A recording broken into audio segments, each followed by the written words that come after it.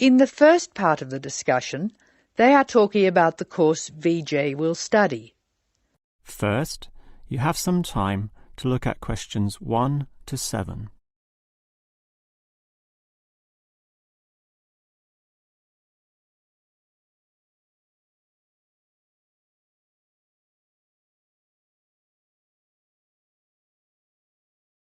Now we shall begin. You should answer the questions as you listen, because you will not hear the recording a second time. Now listen carefully and answer questions 1 to 7. Hello. May I help you? Hello. Is this the right place for me to register to study foreign languages? Yes, it is.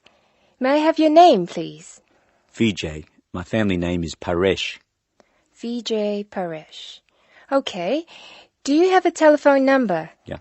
909-2467. Thank you. Now, which language would you like to learn? We offer French, Italian, Cantonese, Mandarin, Spanish, Portuguese. I'd like to learn Spanish, please. Okay. Our classes are conducted in lots of different places.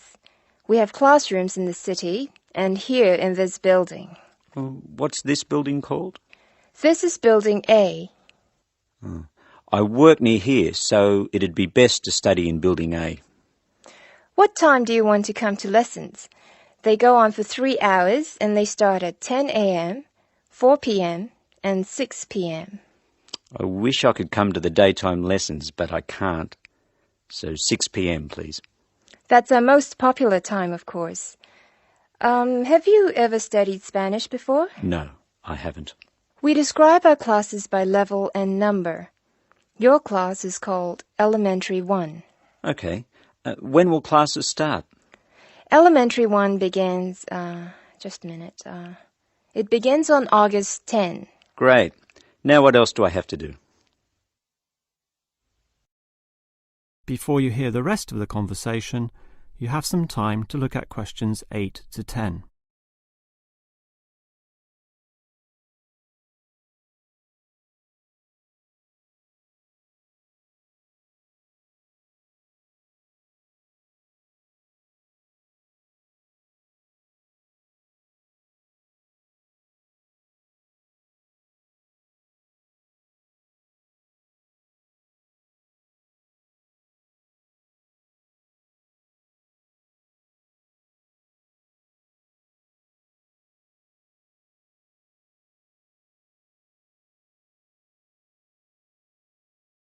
Now listen and answer questions 8 to 10.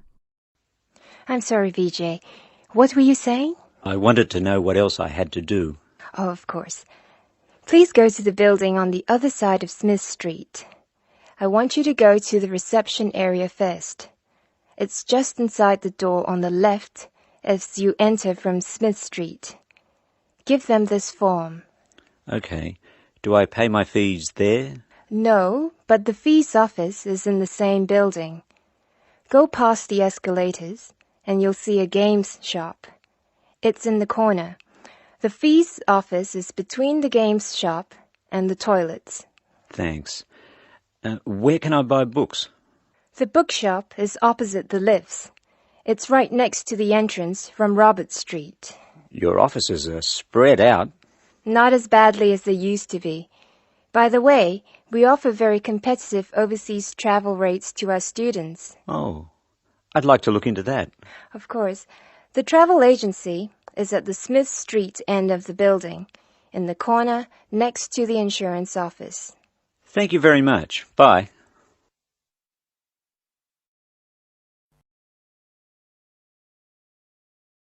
That is the end of part 1. You now have half a minute to check your answers.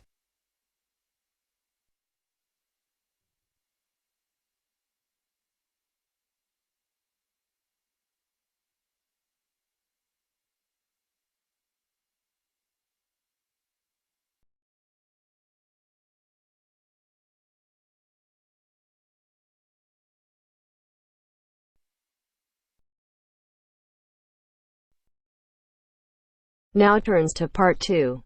Part 2. You will hear a university administrator telling a group of new students about the central campus buildings and the facilities they provide. First, you have some time to look at questions 11 to 16.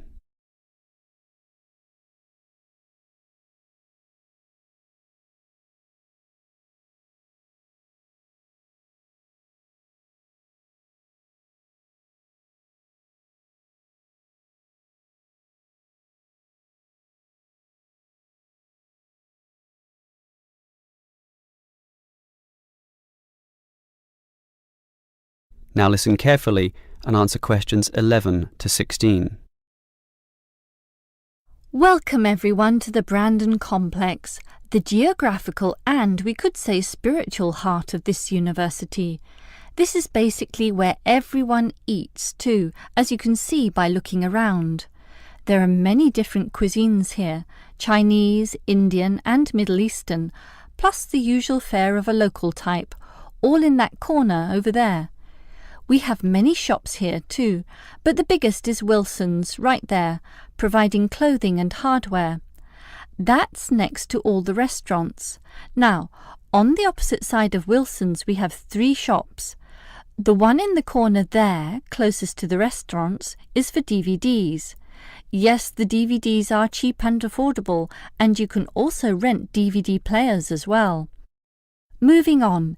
In the corner directly opposite Wilson's is the Student Union office. Incidentally, you are all encouraged to join the Student Union, as a Student Union card gives you many benefits, including discounts on basically everything you can buy here at the Brandon Complex. Outside this complex, on the other side of the road, you can just see it from here in fact, is a building that we call by the rather unusual name, the H Building. Next to this, on the other side of some trees along the main road, is the Engineering Institute, but that doesn't have anything to do with the Brandon Complex. One last thing is that just outside this door, near us here, you can see a grassy oval patch. Well, that's the playing field for what we simply call the fitness room, which is alongside. So you can put on some calories here at the restaurants and then burn them off at the fitness room afterwards. Oh, I forgot to mention this shop right here, in the middle, beside the Student Union. It's the bookshop, and as you can see, it's always busy, always popular. You can buy newspapers, magazines and stationery there, plus a few clothing items as well, just as you can at Wilson's. Why don't you go and take a look right now? Before you hear the rest of the talk, you have some time to look at questions 17 to 20.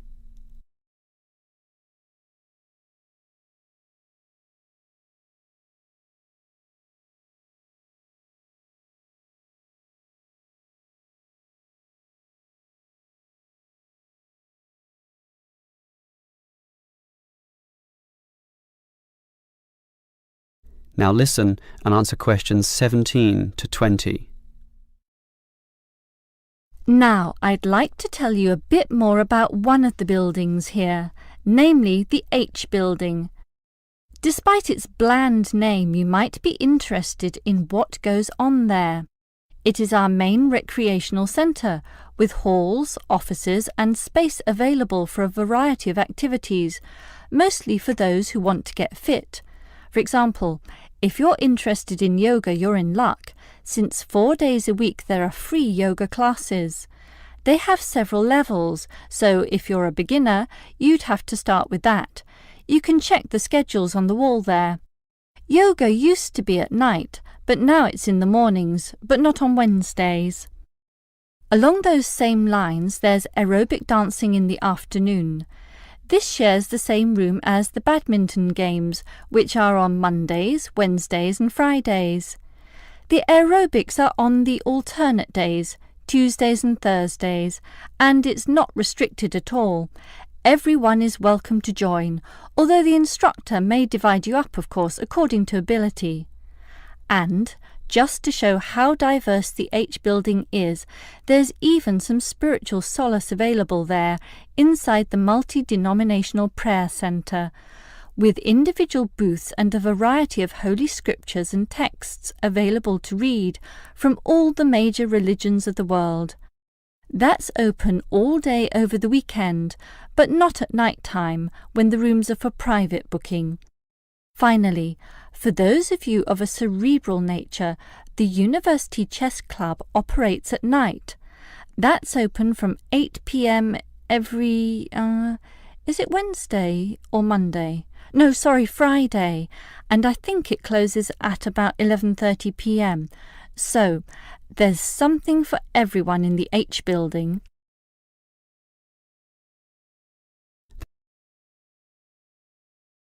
That is the end of part 2. You now have half a minute to check your answers.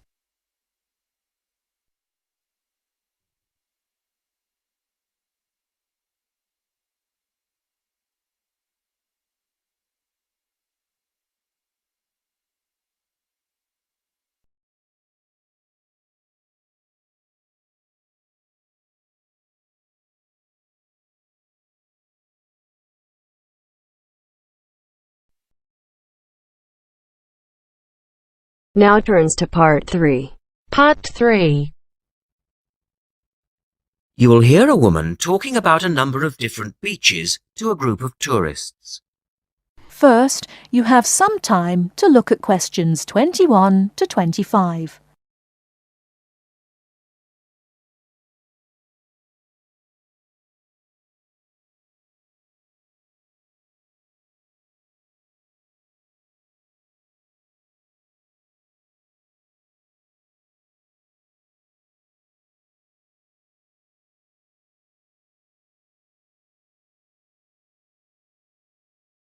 Now, listen carefully and answer questions 21 to 25. Right, let's move on to the beaches here, which are absolutely beautiful. You do have over 100 to choose from. They're mostly sandy beaches and they vary from the largest, which is 2.5 kilometres long, to tiny sandy coves. But there are a few that I'd really recommend you to visit. So, looking at this pamphlet, first of all, there's Bandella Beach. This beach is 1 kilometre away from the old fishing village of Bandella, which is a beautiful spot. If you park in the car park behind it, there's a small path which leads down to the bay. It's very pretty because the whole beach is backed by pine trees, so it's very sheltered. The beach itself is very clean and the water is shallow and safe.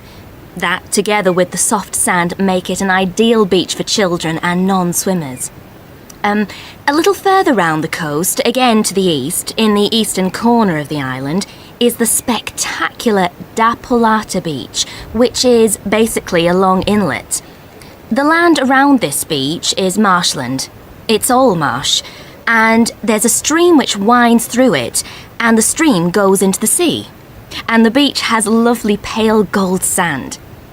Access to this beach is quite tricky, and not for the less energetic. You have to go down a long flight of steps, 190 to be exact. But you'll be relieved to know that there's also a road which winds down to a car parking area.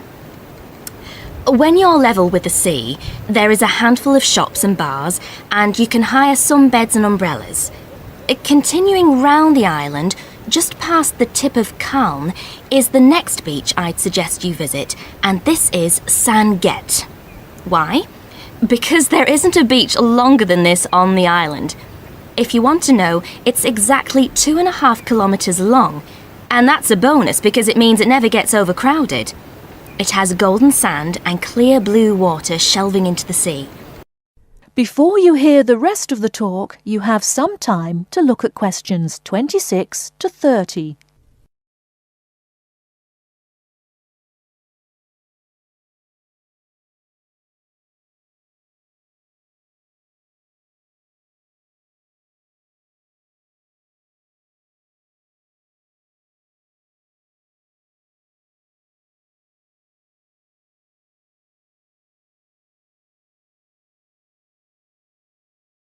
Now listen and answer questions 26 to 30.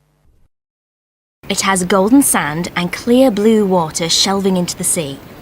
There are several beach restaurants to choose from, and water sports are available when the water is calm. But check first.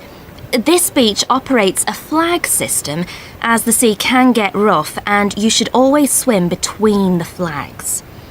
There's a large car park which gives you easy access to the eastern end of the beach, but the western end is much quieter and more wild, as it is harder to reach. Blanaka is another popular beach, just in the northwest corner of the island. It has incredibly white sand and sparkling water. There is ample car parking here and plenty of bars and restaurants. Blanaka has white cliffs all around it, and for those of you who'd like a little more to do than just lazing on the beach, there are caves here which you can explore in the cliffs, and you can also dive into the water from rock platforms along the side of the cove. Well, my final recommendation for today is Disador. Now, this beach isn't quite as easy to get to as the others I've talked about. It's quite a remote little beach, tucked away here next to Blanaka. You can reach Disador by a steep slope which goes over some sandbanks. The beach itself is small and pretty, with reddish-coloured sand and some stony areas on its eastern side. Despite being quite small, the bathing is good, and you can also go fishing here from the rocks at either side. It's a good idea to take some food and drink with you if you decide to go here, as there's only one little bar which isn't always open. So, that should give you plenty of ideas to choose from over the next 2 weeks. And if you have any further questions... That is the end of part 3. You now have half a minute to check your answers.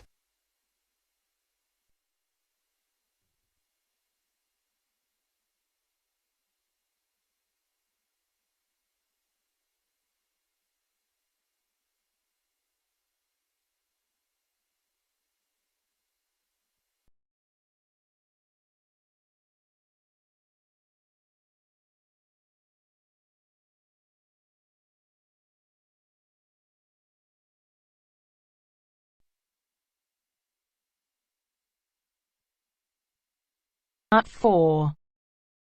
You will hear a woman giving a talk at a popular science convention. She is describing research into artificial gills designed to enable humans to breathe underwater. Now you have some time to look at questions 31 to 40.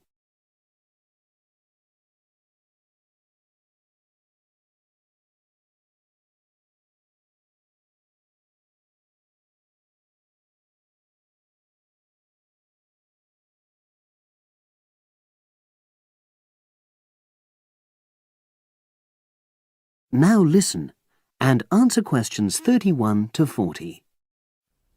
In my talk today, I'll be exploring the idea of artificial gills. I'll start by introducing the concept, giving some background and so forth, and then I'll go on to explain the technological applications, including a short, very simple experiment I conducted. Starting with the background. As everyone knows, all living creatures need oxygen to live. Mammals take in oxygen from the atmosphere by using their lungs, and fishes take oxygen from water by means of their gills, which of course in most fishes are located either side of their head. But human beings have always dreamt of being able to swim underwater like the fishes, breathing without the help of oxygen tanks. I don't know whether any of you have done any scuba diving, but it's a real pain having to use all that equipment. You need special training, and it's generally agreed that tanks are too heavy and big to enable most people to move and work comfortably underwater. So scientists are trying a different tack. Rather than humans carrying an oxygen supply as they go underwater, wouldn't it be possible to extract oxygen in situ? That is, directly from the water while swimming.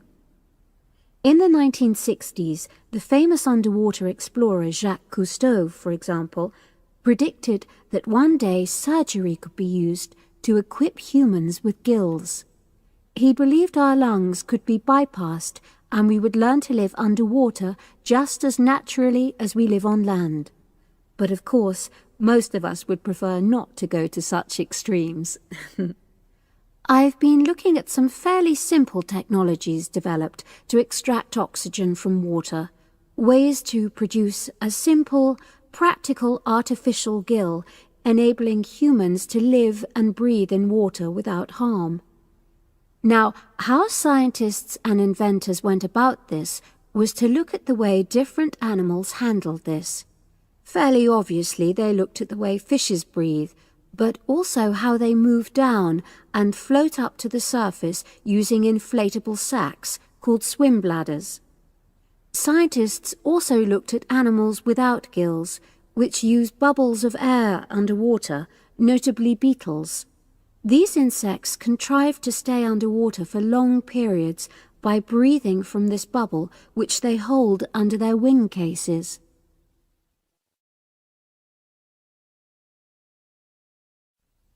By looking at these animal adaptations, inventors began to come up with their own artificial gills.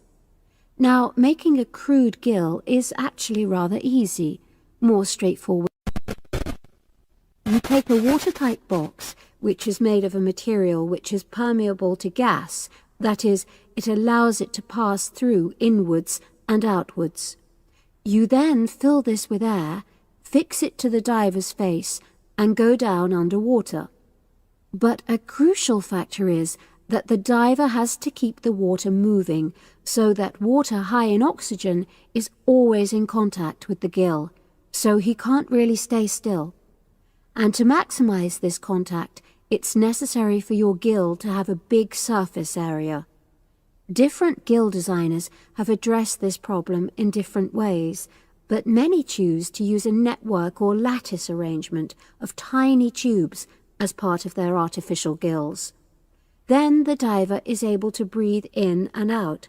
Oxygen from the water passes through the outer walls of the gill, and carbon dioxide is expelled.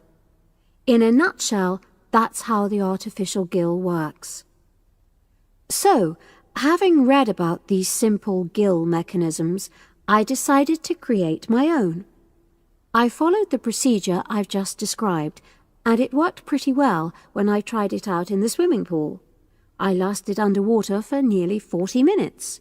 However, I've read about other people breathing through their gill for several hours. So the basic idea works well, but the real limitation is that these simple gills don't work as the diver descends to any great depth, because the pressure builds and a whole different set of problems are caused by that. Research is being done into how these problems might be overcome, but that's another story, which has to be a subject of another talk. Despite this serious limitation, many people have high hopes for the artificial gill, and they think it might have applications beyond simply enabling an individual to stay underwater for a length of time. For example, the same technology might be used to provide oxygen for submarines, enabling them to stay submerged for months on end without resorting to potentially dangerous technologies such as nuclear power. Another idea is to use oxygen derived from the water as energy for fuel cells.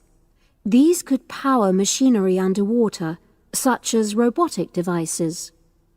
So, in my view, this is an area of technology with great potential. Now, if anyone has any questions, I'd be happy to answer. Yes, lady at the...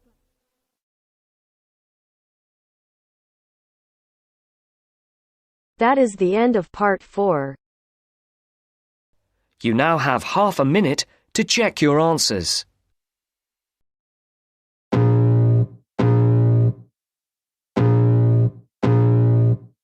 I can feel the blood creeping up from the heathens. Got will, got fight, got pride, got reason. If they wanna go eat, then and you know I'm gon' feed 'em. If you're coming for me, hope you're ready for a demon. I got eyes in the back of my head, I'm seeing. Take me for granted and you know I'm leaving. I'ma take what's mine with the webs I'm weaving. I could take this crowd from seeing to believing. Got a taste for